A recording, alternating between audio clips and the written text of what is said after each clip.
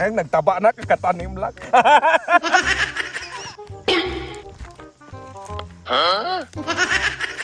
Nakita niya yung tinanim ba? Nandito yung sibuyas ko.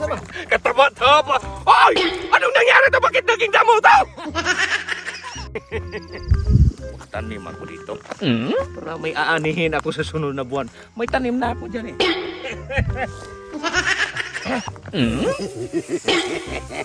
Ano kayang gagawin nito ba?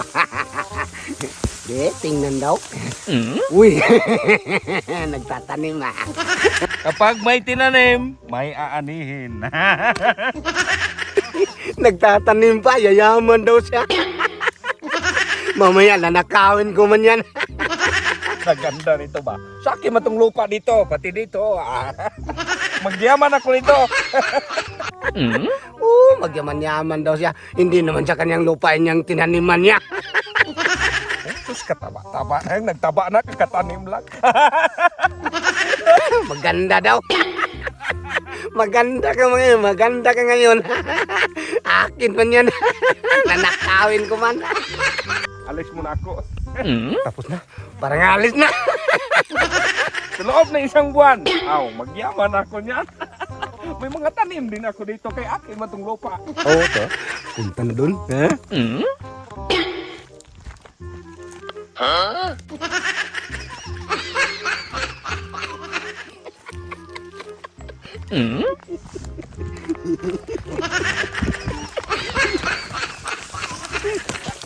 Uy, may dragon man. Akala ko si Bimak.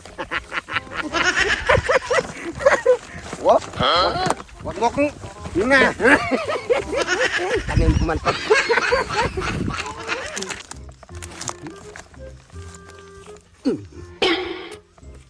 Ganun. Ako man mag-harvest nito pag mga karaan ng isang buwan.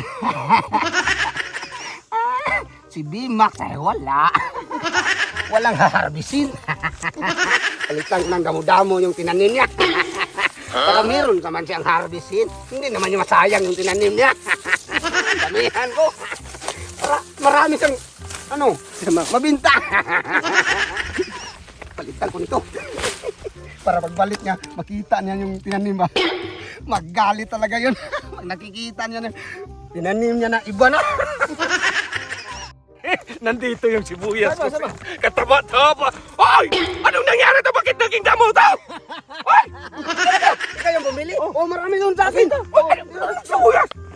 Saan ba yung mga tingin daw?